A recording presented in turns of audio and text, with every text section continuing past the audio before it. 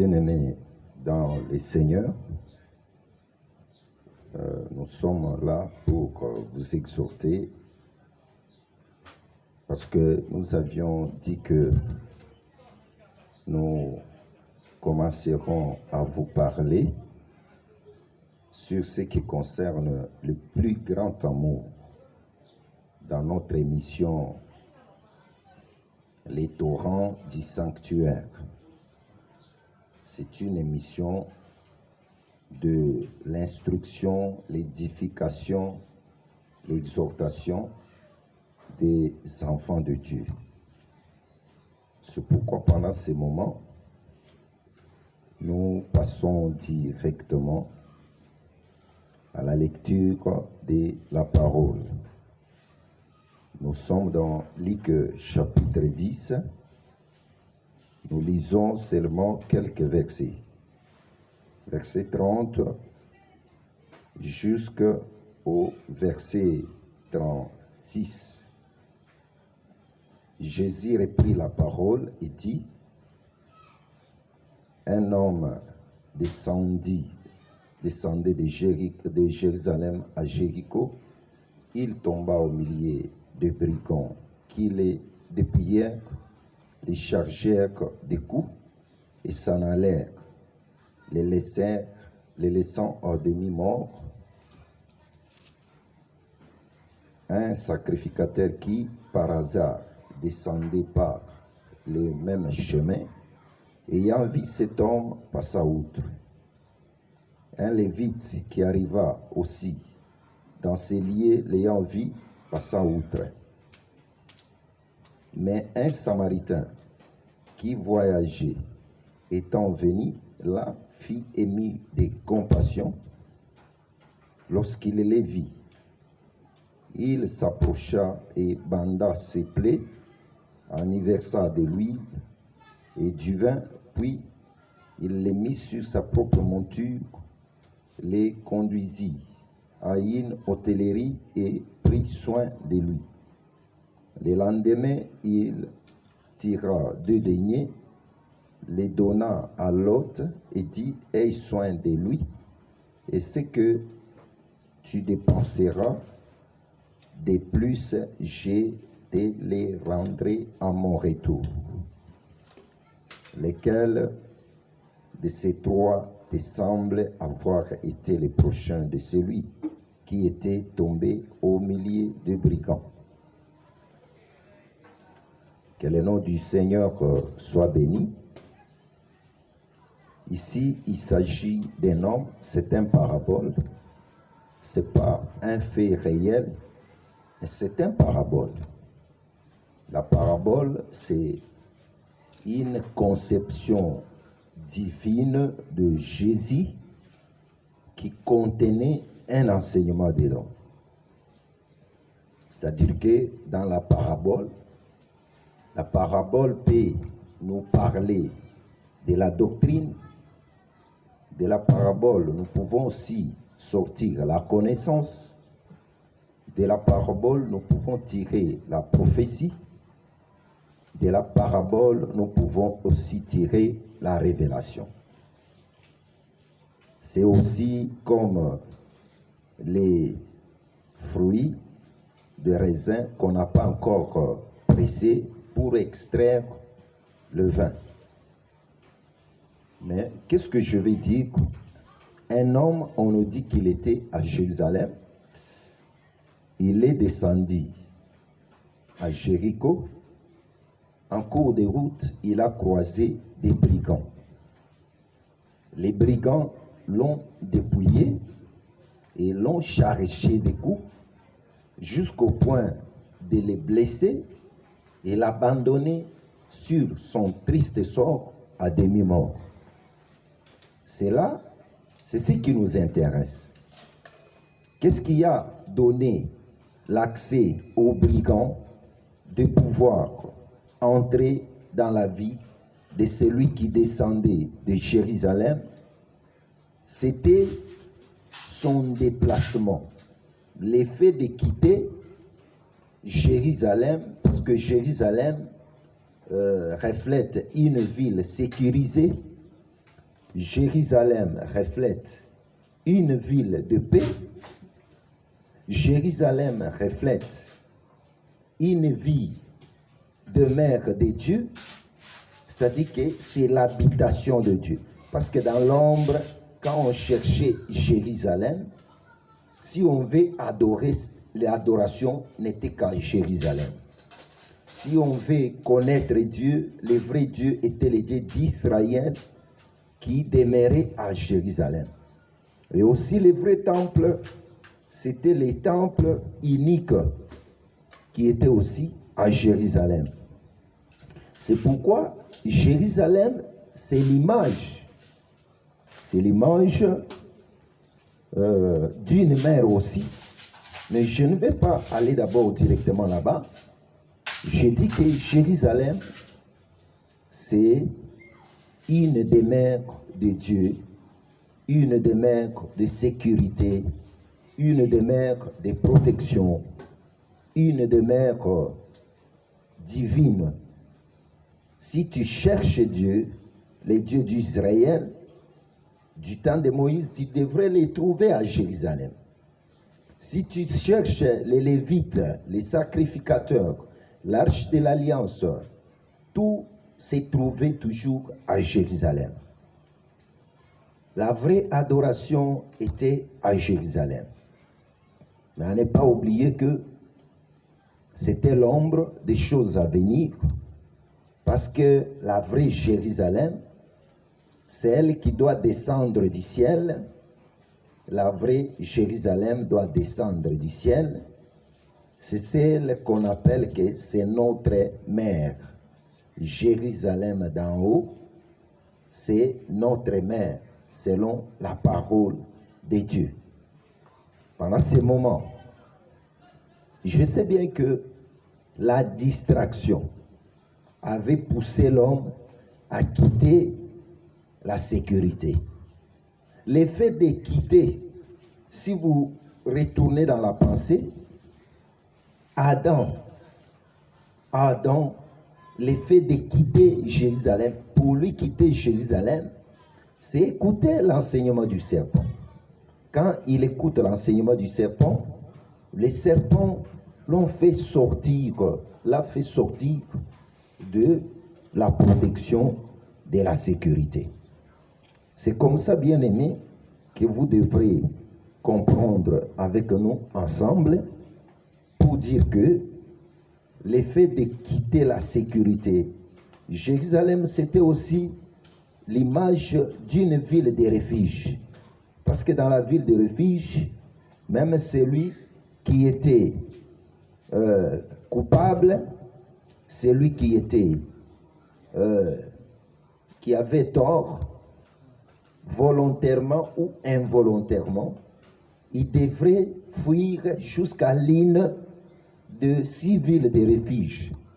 Dès qu'il y entre, les dangers ne pouvaient pas l'atteindre, c'est-à-dire l'évangile du sang ne pouvait pas atteindre l'homme là pour se venger de lui ou bien pour réclamer le sang de celui qui l'a tué. L'effet de quitter Jérusalem.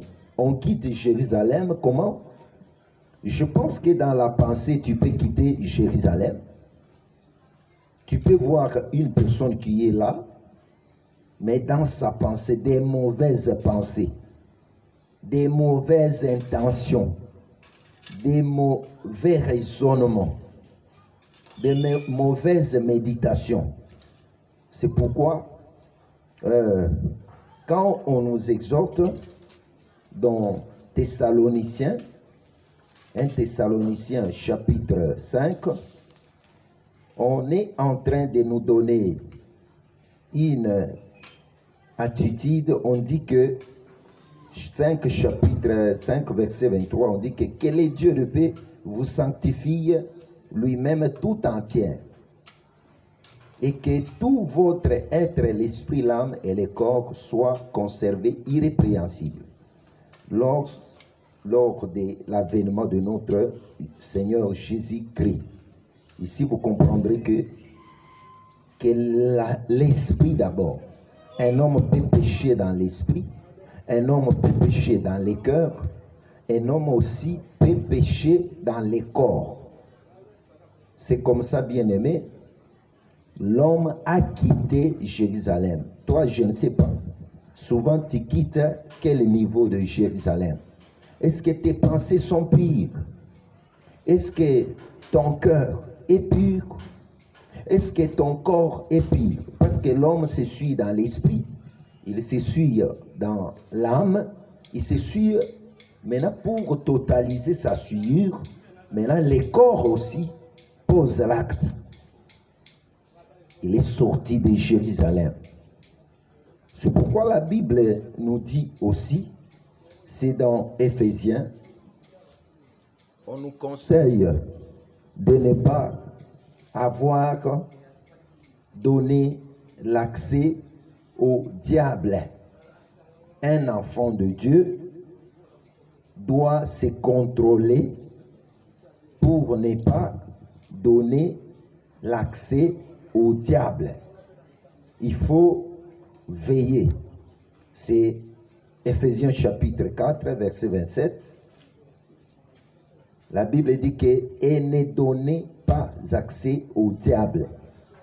Un enfant de Dieu ne peut pas dans sa vie lui-même ouvrir l'accès au diable, ouvrir le passage au diable. Quand le diable vient, selon la parole de Dieu dans Jean chapitre 10, au verset Jean chapitre 10,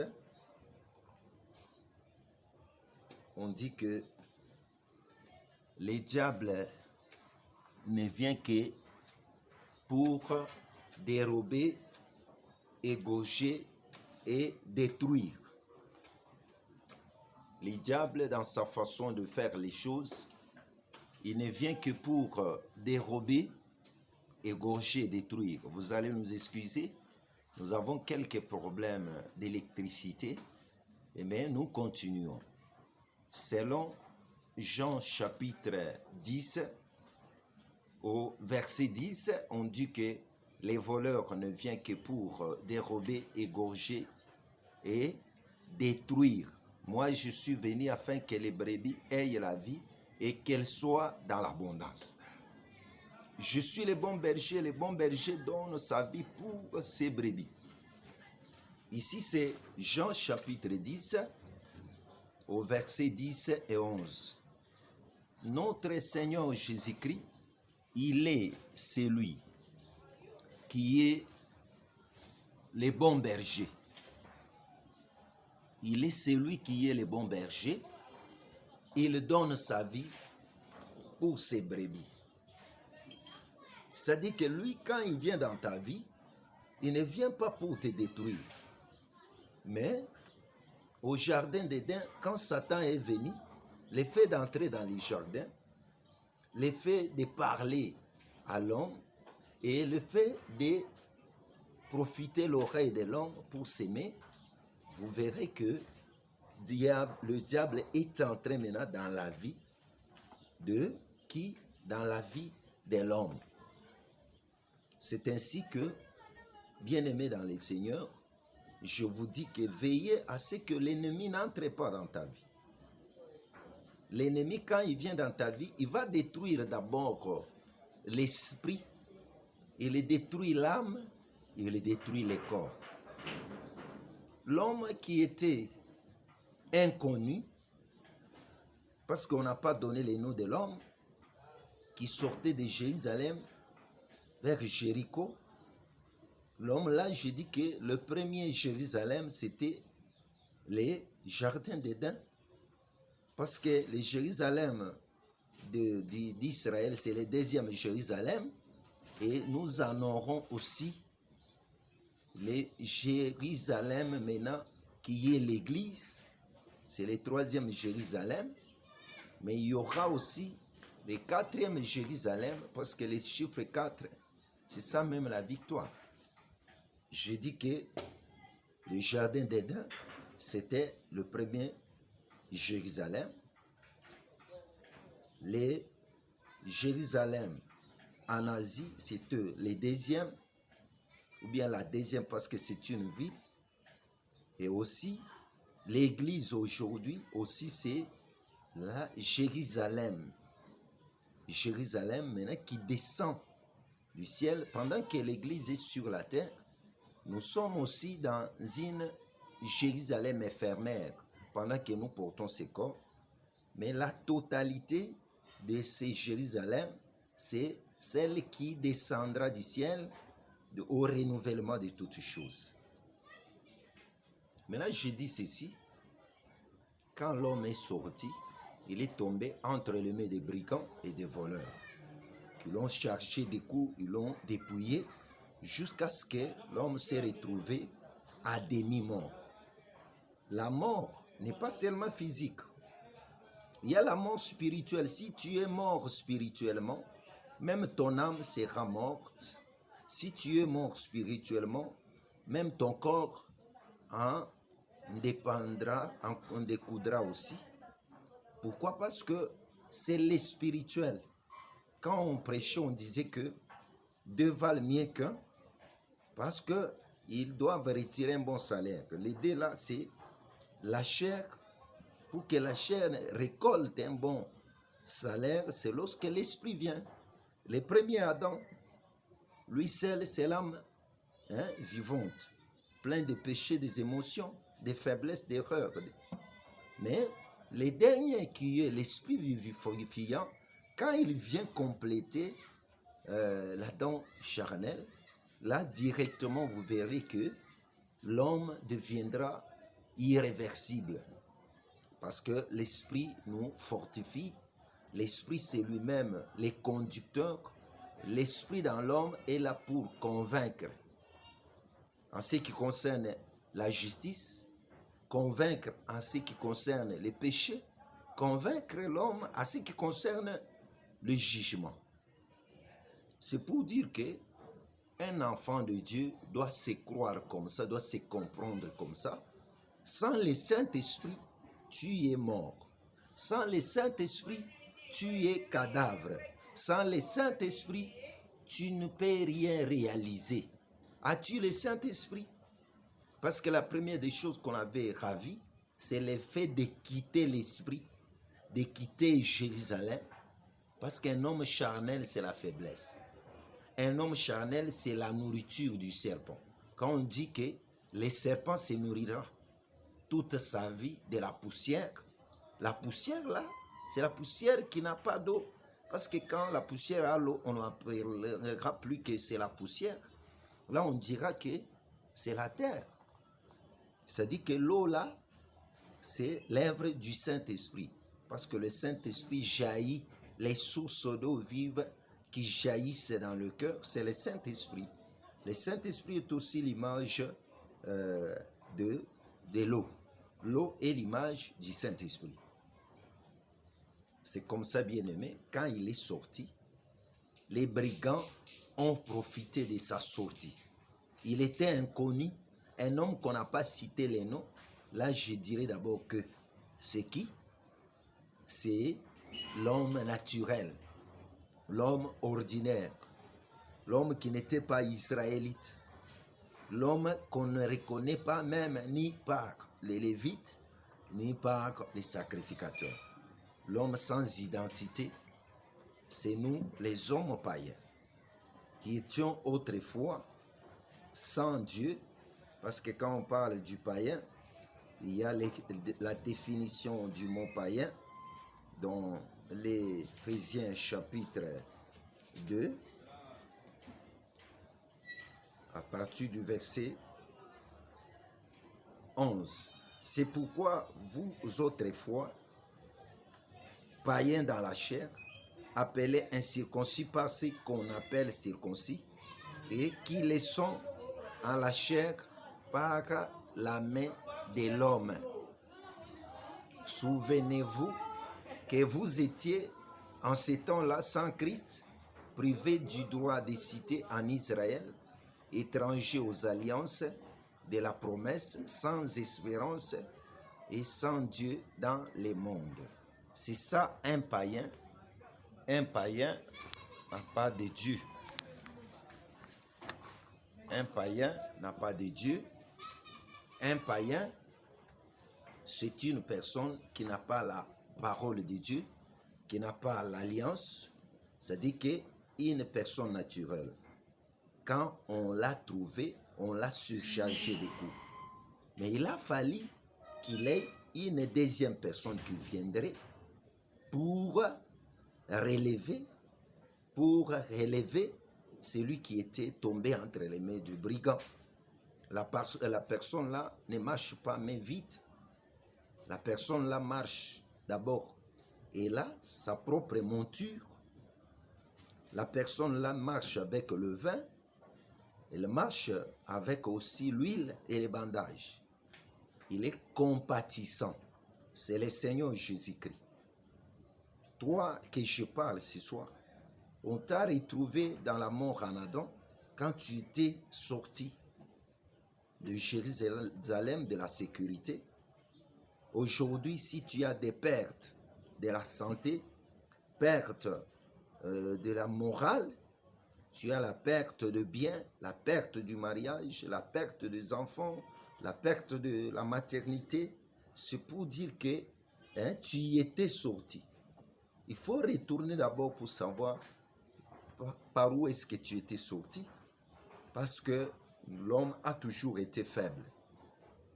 C'est comme ça que je voudrais t'exhorter. Le Seigneur Jésus-Christ a besoin de toi. Le Seigneur Jésus-Christ est venu vers toi à travers cette vidéo. Il est là pour te récupérer. Parce que c'est lui qui pouvait aider l'homme là